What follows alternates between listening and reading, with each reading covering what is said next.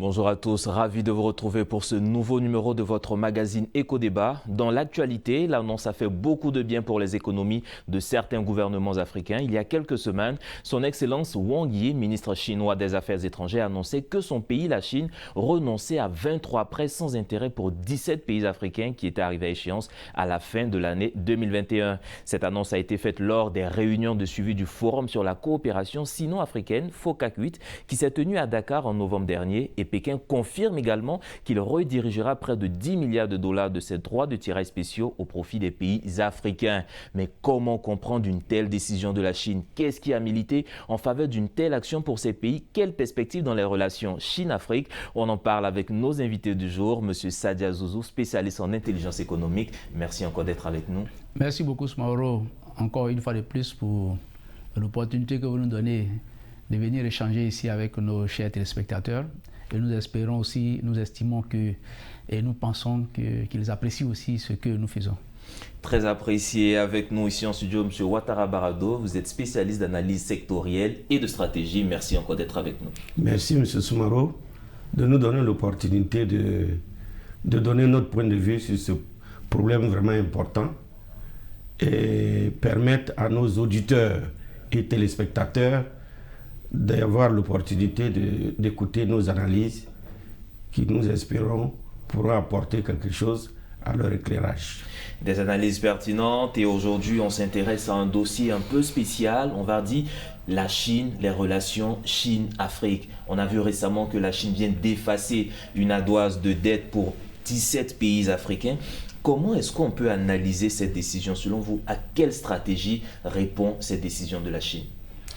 Bien, il faut savoir que dans un premier temps, cette stratégie de la Chine peut être examinée comme une stratégie défensive dans la mesure où les pays traditionnels, les pays qui fournissent traditionnellement des prêts aux pays africains, notamment les puissances occidentales, en tout cas accusent la Chine de pousser les Africains dans ce qu'ils appellent le pays de le piège de la dette aujourd'hui. Donc, cette stratégie répond aussi à ce besoin-là, en tout cas de montrer aujourd'hui, effectivement, que la Chine n'est pas dans le schéma de, pousser les Africains dans le piège de la dette.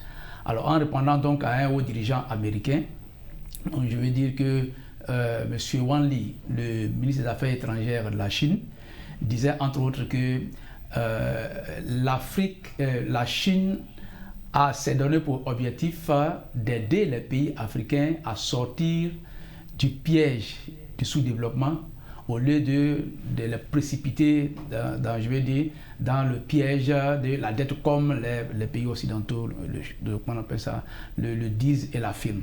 Donc aussi, en plus de cela aussi, il y a peut-être des raisons aussi, géopolitiques aussi, sur le continent. Vous savez qu'il y a une guerre d'influence aujourd'hui entre les pays occidentaux qui ne voient pas d'un très bon œil, en tout cas à ce qu'on constate, cet activisme économique de la Chine sur le continent africain. Donc je vais dire que, grosso modo, on pourrait répondre que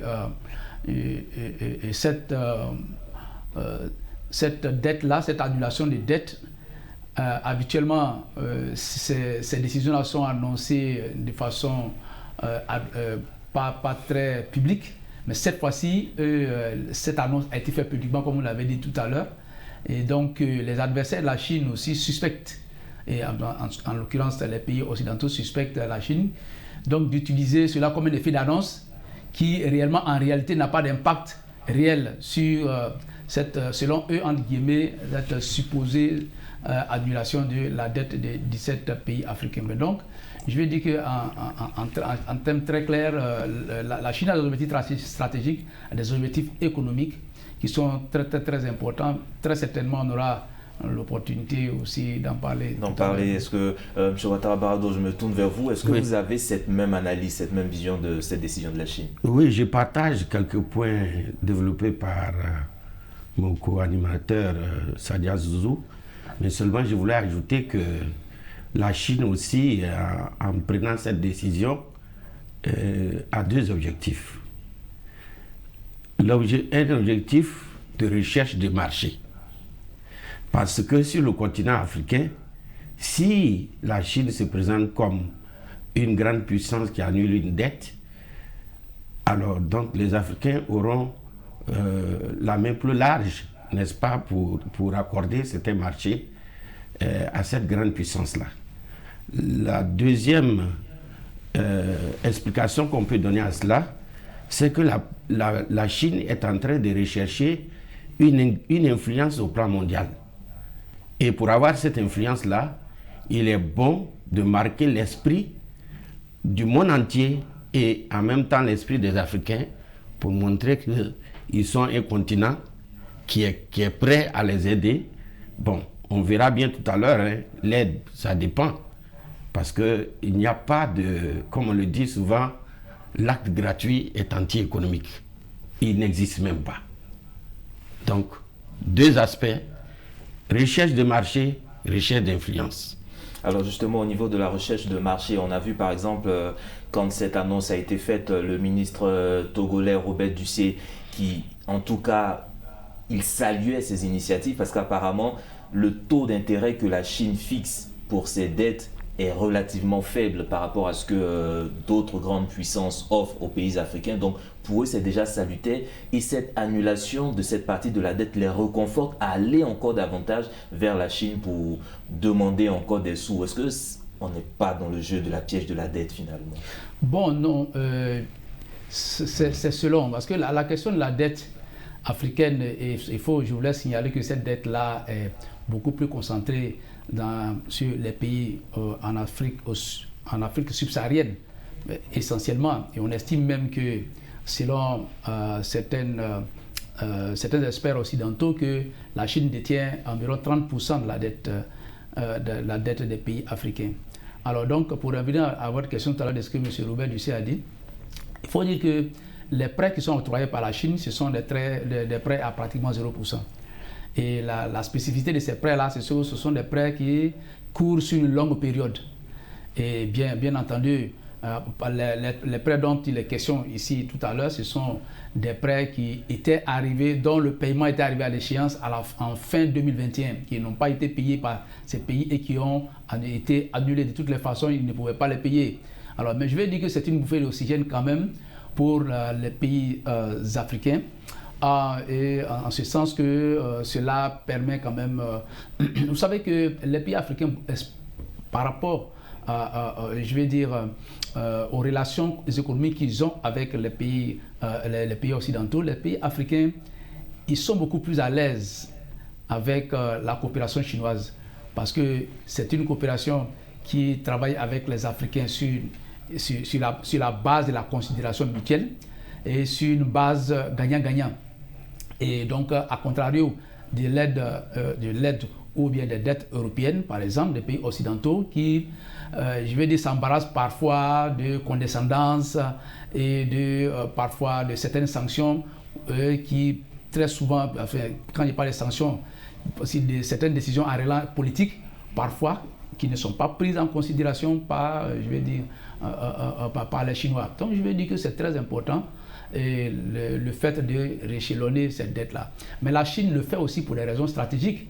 Il faut le dire parce que effectivement, on sait très bien que annuler cette dette-là, la Chine voit beaucoup plus loin. On sait très bien que par exemple, d'ici, la Chine a environ 10 000 entreprises chinoises qui travaillent sur le continent africain, que des marchés sur le continent africain, dans environ 46 pays africains. Et donc, la Chine entrevoit, en tout cas réaliser d'ici 2025, environ 250 milliards de dollars, en tout cas en ce qui concerne le flux financier, de ce que la Chine pourrait retirer de ses relations avec les pays africains. Donc je vais dire, 250 milliards de dollars peut aller pratiquement dans environ 850 milliards de francs CFA. C'est énorme. Donc je vais dire que cette annulation de la dette, pour certains, en tout cas pour certains experts, c'est vraiment pas, c'est un peu la portion congrue, quoi, en fait. Et justement, est-ce qu'il n'y a pas ce petit effet de buzz, cet effet médiatique? Parce qu'on sait, quand on regarde les chiffres, entre 2000 et 2019, la Chine avait pratiquement levé et effacé une dette de près de 3,4 milliards de dollars envers des pays africains, mais c'était quand même passé sous silence, en griffe. Mais pourquoi cette fois-ci, tant de tapage médiatique en griffe, on pourrait dire? Le tapage médiatique s'explique par le fait que les conditions politiques et stratégiques au plan mondial sont en train de changer. On ne peut pas faire cette analyse sans tenir compte de l'actualité. Pour dire que la Chine, qui a pour partenaire aujourd'hui, que tout le monde sait, la Russie, la Chine a besoin de montrer quand même qu'elle est encore plus puissante, qu'elle est capable encore de faire des choses plus grandes comme nation. Donc, faire une action de publicité pour montrer qu'elle a laissé tomber une dette pour laquelle le taux d'intérêt était pratiquement de 0%, où elle prévoyait déjà qu'elle allait annuler, c'est une action de publicité, de propagande. Pour dire que la Chine est revenue et qu'elle est vraiment la puissance, entre guillemets, qui sera la grande puissance du monde entier et qu'elle sera le partenaire privilégié pour donner aux Africains l'impression que véritablement elle est prête à assurer leur processus de développement, les accompagner dans leur processus de développement. Mais justement, à ce stade, il y a deux facteurs qui me reviennent. Comment est-ce que les pays africains vont accepter ou acceptent déjà cette décision? Et de l'autre côté, les pays occidentaux, est-ce qu'on ne doit pas s'attendre à quelques petites actions pour essayer d'entraver cette avancée de la Chine? Entraver, non. Je pense qu'on est dans un jeu concurrentiel. Hein. On est dans un jeu concurrentiel. Il appartient aux Occidentaux de voir qu'est-ce qu'ils peuvent faire en contrepartie. Et je pense que cette concurrence-là, si les Africains savent l'utiliser, ils peuvent utiliser cela pour bénéficier encore plus d'opportunités de développement. Puisque là, il y aura deux blocs qui seront en concurrence pour le financement de l'Afrique. Mais tout le problème, c'est comment gérer encore cette dette ou bien cette annulation. Parce qu'on peut annuler une partie de ta dette, mais tout le problème, c'est de savoir comment la dette même, le prêt qui t'a été accordé, comment tu l'as géré. Est-ce qu'il a pu permettre d'assurer une croissance soutenue et inclusive pour le développement de l'Afrique?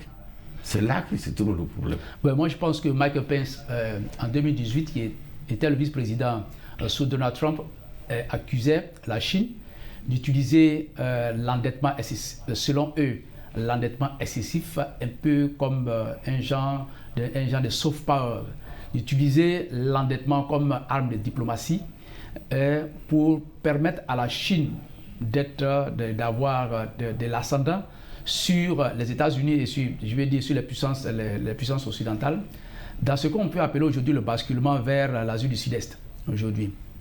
On sait très bien que l'Asie du Sud-Est est la zone la plus attractive au monde aujourd'hui.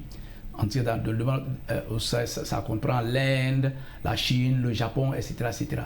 Donc, les Occidentaux estiment qu'en endettant excessivement les Africains et que les Africains ne pourront pas, certainement, et on le voit, ne pourront pas payer. Donc, ça permettra à la Chine, pour dire de façon à terre, à la Chine d'avoir de l'influence sur les pays africains et que les Chinois utiliseraient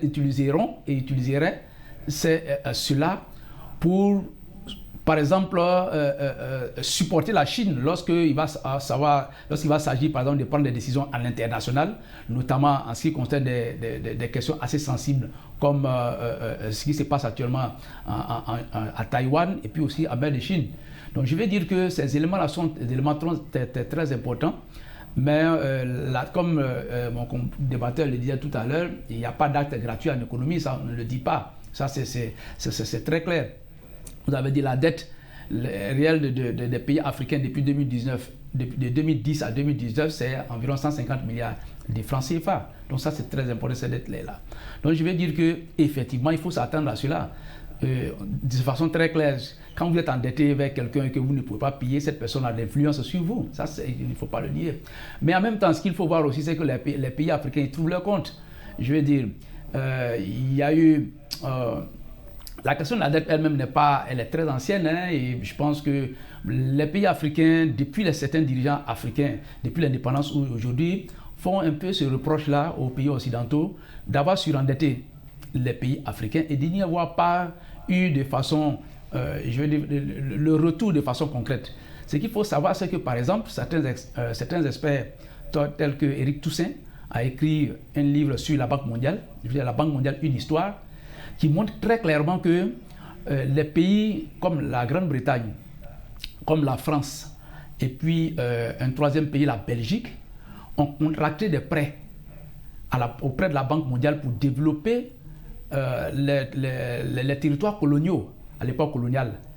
Et lorsque les pays sont devenus indépendants, ils ont déversé cette dette-là sur, je veux dire, dans la balance des pays, des nouveaux pays indépendants. Donc ça fait que ces pays africains ont déjà commencé avec des dettes et aujourd'hui. Donc je pense qu'il y a eu ce problème-là qui était même entre, je veux dire, ça a été la guerre entre Patrice Lumumba et les autorités belges à l'époque, et puis cela l'a malheureusement emporté, je le dirais.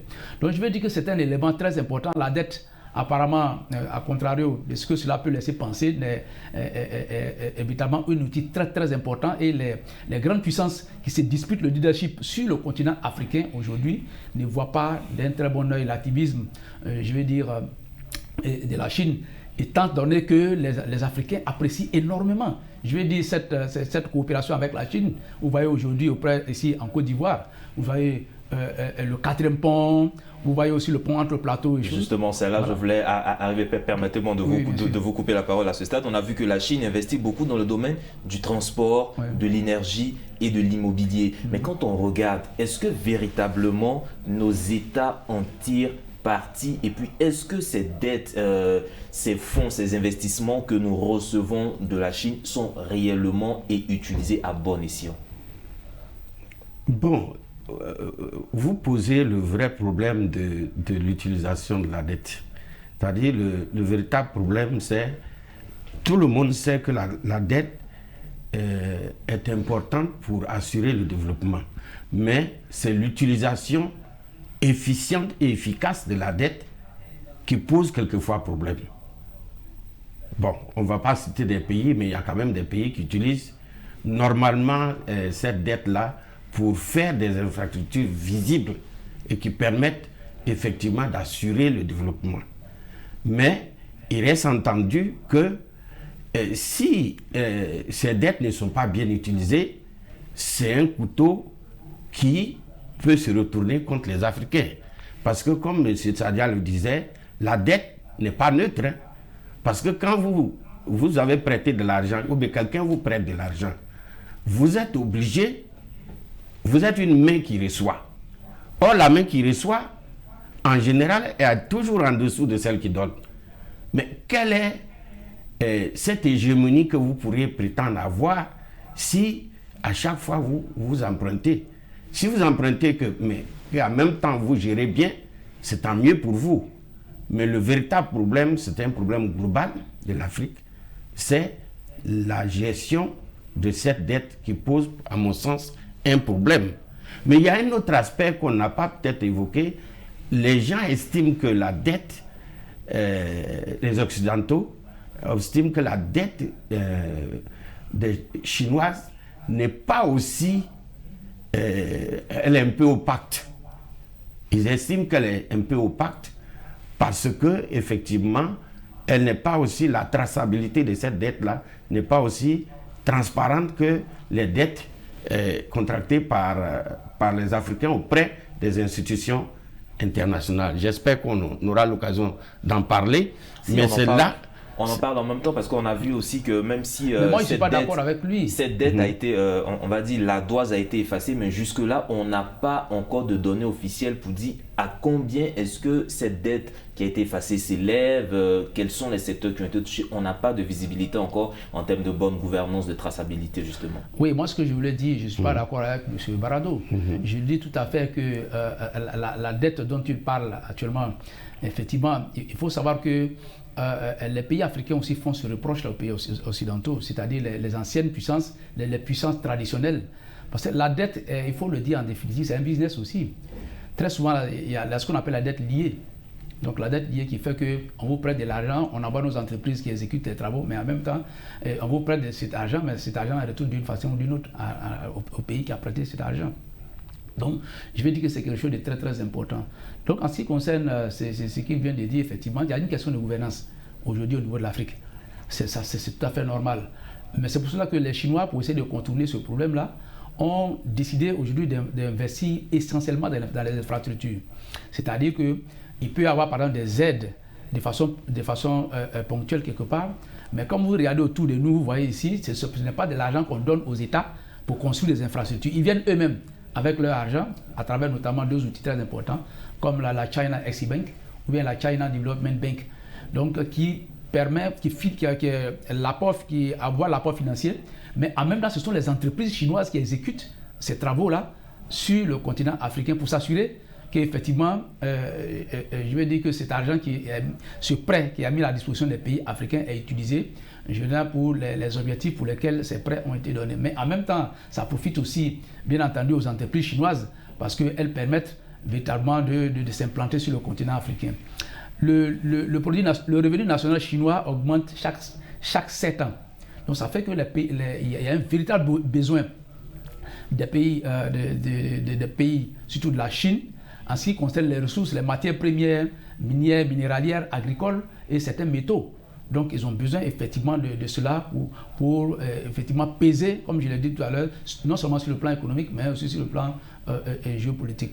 Je vais dire par exemple que, pour terminer, je suis sur ce point pour dire que ces pays, ces puissances-là sont en concurrence, et donc la Chine aussi essaie d'utiliser, je vais dire, ses forces aussi. Je vois que vous voulez réagir. Oui, je voudrais réagir pour dire que quand on parle d'opacité de la dette, en fait, ce qu'on veut faire ressortir, c'est, vous l'avez dit tout à l'heure, quand ils font des investissements, ils viennent avec en même temps leur savoir-faire et il n'y a pas véritablement un transfert de compétences qui permet de pérenniser.